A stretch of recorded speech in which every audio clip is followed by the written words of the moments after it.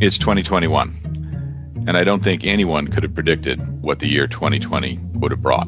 I've heard all of the words that many of us have for 2020: unprecedented, unusual, new, strange. And I want to talk about some of the challenges in the context of the private equity industry. And the word that comes to mind is resiliency. The industry has responded well in both protecting assets that folks own and actually getting deals done, all in a very condensed period in 2020. And it really was a roller coaster, as typical private equity deals dropped by as much as 80 to 90% in the March to May timeframe globally. They exploded in the back half of the year, with nearly 70% of all transactions being done in the last 6 months of 2020. But after going through the roller coaster of 2020, most investors are asking us, how is this going to shape 2021 and beyond?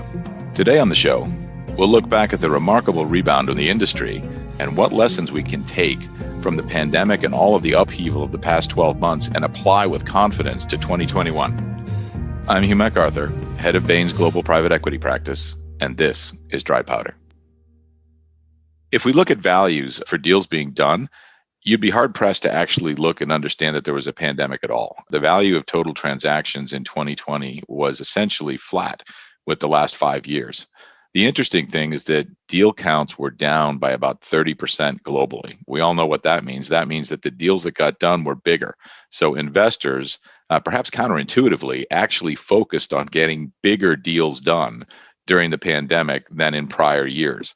Now, in what industry sectors are we seeing those transactions? I don't think there'll be any surprise. The tech sector represented about 1/3 of all deals done by deal count in 2020. Other sectors that were surprisingly resilient include industrial goods and services, financial services, especially fintech and payments and areas around there, and certain elements of healthcare. Those 4 sectors comprise 75% of all deals that were closed in 2020. So investing got done, and it got done at actually pretty high prices because the sectors where deals were getting done were ones that were actually well off, or at least not impacted by the COVID crisis. This allowed both equity checks to be written with confidence, but very importantly, it allowed the credit markets to come back and support these deals. If we look back to 2008 and 2009, there was a credit crunch that immediately slammed shut. Not only did we not see that in 2020, we actually saw an expansion of credit multiples, with well over 50% of all transactions having at least 6 times debt to EBITDA ratios on them, which, when you consider a global recession and a pandemic happening simultaneously, is truly an extraordinary outcome. When we look at exits were flat in value terms with 2019. So we did not see any decline in the exit markets. Exits by count were down, so the number of exits declined, but we're seeing large multiples on those assets. If I'm exiting assets in the tech space, which is propelled by enterprise software, those numbers are going to be very, very big. Certain areas of healthcare services and fintech that, again, are growing and are reliant upon technology that is shifting into overdrive are going to see big multiples, and that led to larger and larger deals, as did some elements of the industrial goods and services space. If we turn our attention to fundraising was certainly down from the record levels of 2019, which is no surprise, and it was down fairly substantially. However, the interesting thing is that once LPs recovered from their March and April period of dislocation while working remotely, I think the familiarity with GPs, particularly GPs of a certain size and track record, made it easier to get fundraising back on track. So what we noticed in 2020 is that there is definitely a flight to larger funds, more established firms, and a lot of money flowing in that direction. Somewhat surprisingly and counterintuitively, however, we do see a robust market, especially arriving in the fourth quarter, for emerging managers. LPs understand from the 2008-2009 financial crisis that private equity is an entrepreneurial business, and there are good investors and good managers entering the market all the time. And so exiting any type of investment with folks, even in a challenged virtual environment that people don't know, is not entirely a good strategy. And we see LPs willing to engage with the emerging managers and willing to back them in a way that I think would have been unimaginable last April or March. The other interesting thing in fundraising, I think, is the rise of the SPAC market. SPACs have been around for a very long time. They've tended to go up and down with the public equity markets. The interesting thing in 2020 is twofold. One is that an unprecedented level of SPACs have been raised. Over $80 billion in SPAC capital was raised in 2020. The second thing that's interesting about that capital is our estimate at Bain is that about half of that is essentially functioning as or replacing private equity money. And by that, I mean that half of that SPAC money, or about 40 billion, is chasing the same type of companies to buy that a traditional closed-end private equity fund would be chasing. So in that sense, if you add that money to the money that was actually raised by closed-end fund GPs, we actually are in a normal range for the last 5 years. Certainly down, as I said, from 2019, which was a record year. But when you look at the last 5 to 10 years overall, the fundraising would be in a normal range when one considers the SPAC money. Turning our attention to returns, not surprisingly, returns are positive, both in terms of marks to market as well as the realized returns on asset sales. It certainly didn't look at all like it was going to be a good market for returns at the end of the first and second quarter, especially looking at the public private asset managers who had seen their stock prices slide anywhere from 8 to 20%. And with the markdowns that we saw from many GPs, it looked like it was going to be a tough year.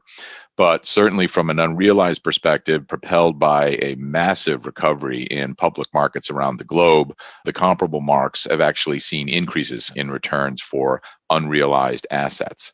And on the realized side, as we learned in the 2009 and 2010, folks are only selling assets where there's actually going to be a benefit and a return to selling the asset rather than having to hunker down and recover EBITDA.